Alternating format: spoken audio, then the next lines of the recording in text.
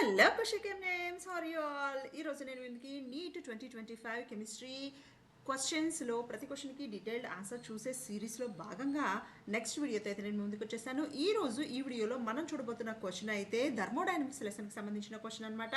అందులో కూడా barium 2+ ion enthalpy of or heat of ఫార్మేషన్ని క్యాలిక్యులేట్ చేయమన్న క్వశ్చన్ అనమాట. సో ఈ క్వశ్చన్కి ఆన్సర్ డీటెయిల్డ్ ఆన్సర్ చూసేదానికంటే ఇంతకు ముందు వీడియోలో అడిగిన క్వశ్చన్కి ఒకసారి ఆన్సర్ చూసేసి దాని తర్వాత మన క్వశ్చన్కి ఆన్సర్ అయితే ఒకసారి చూద్దాము. ఇంతకు ముందు వీడియోలో నేను మిమ్మల్ని అడిగిన క్వశ్చన్ అయితే which of the following elements have the highest density, ఏ ఎలిమెంట్కి ఎక్కువ డెన్సిటీ ఉంటుంది అని అడిగాను.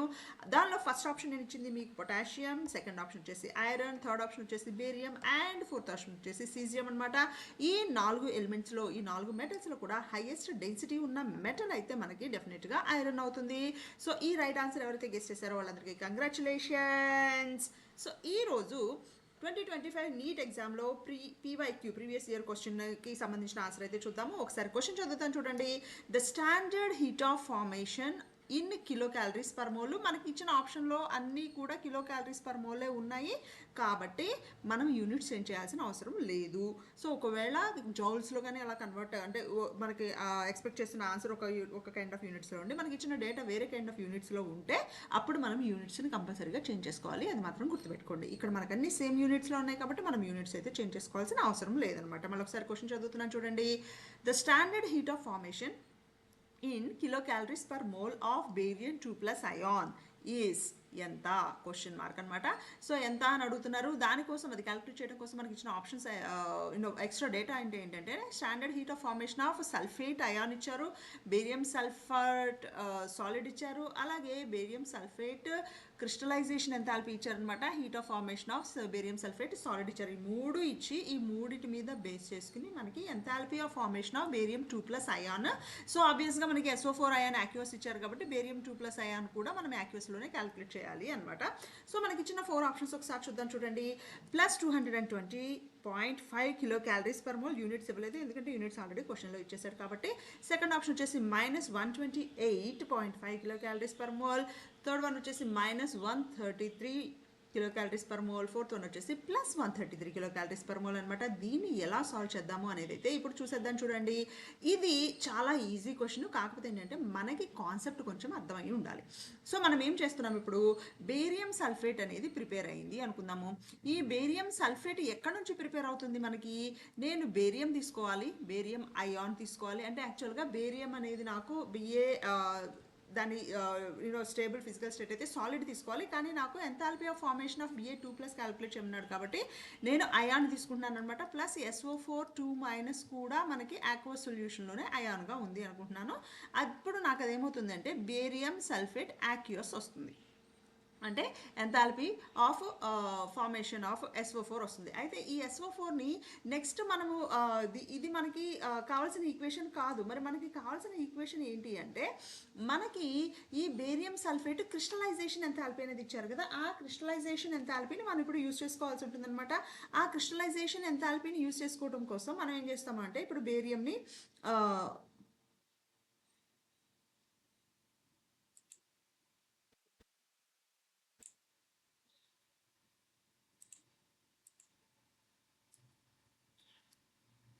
ఈ బేరియం సల్ఫేట్ని నేను ఇప్పుడు సాలిడ్గా కన్సిడర్ చేసుకోవాల్సి ఉంటుంది. సో ఆ సాలిడ్ వరకు ఎప్పుడైతే వస్తుందో ఆ సాలిడ్ దగ్గర మనకు ఆక్వా సొల్యూషన్ నుంచి సాలిడ్ ఎప్పుడైతే అవుతుందో అప్పుడు నాకు దానికి సంబంధించిన బేరియం సల్ఫేట్ క్రిస్టలైజేషన్కి సంబంధించిన ఎంథాల్పీ ఇక్కడ ఇన్వాల్వ్ అవుతుంది అనమాట. సో నేను ఏం చేస్తున్నానంటే దీన్ని నేను బైపాస్ చేస్తున్నాను. అంటే దీన్ని ఈ ఏదైతే ఆక్వస్ సొల్యూషన్ ఉందో ఆక్వస్ దీన్ని నాకు క్రిస్టలైజ్ అవుతుంది అని తీసుకుంటున్నాను. సో ఇక్కడ నాకు ఎంథాల్పీ ఉంటుందన్నమాట. సో ఈ ఎంథాల్పీ అనేది ఎలా వస్తుంది అంటే enthalpy of crystallization of barium sulphate will be equal to enthalpy of formation of the product minus enthalpy of formation of the reactants. ఓకేనా? సో ప్రోడక్ట్స్ ఏమున్నాయి ఇక్కడ ఒకసారి చూద్దాము, రియాక్టెంట్స్ ఏమున్నాయి అనేది ఒకసారి చూద్దాము.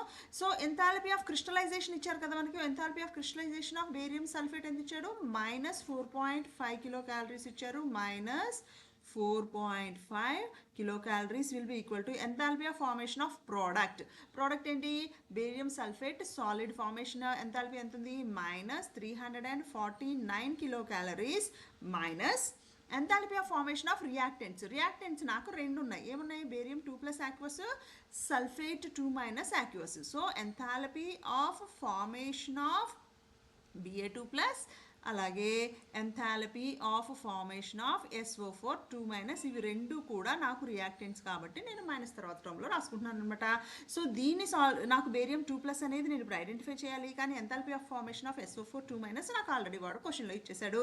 So -4.5 equal to -349 minus enthalpy of formation of barium 2 plus minus enthalpy of formation of SO4 ఎంత? SO4 ఎంత చూడండి, మైనస్ 216 కిలో క్యాలరీస్ అనమాట. ఇది మొత్తం బ్రాకెట్లో ఉంది. సో మైనస్ తీసుకుంటే నాకు ప్లస్ అవుతుంది. -4.5 equal to -349 minus enthalpy of barium 2 plus formation plus 216. So దీని నుంచి నేను enthalpy of formation of barium 2 ప్లస్ని క్యాలిక్యులేట్ చేయాలి అంటే ఇది మైనస్లో ఉంది కదా, ఇది మైనస్ టర్మ్ ఇటు తీసుకొస్తున్నాను. సో -349 ప్లస్ 216 ప్లస్ 4.5 అనమాట.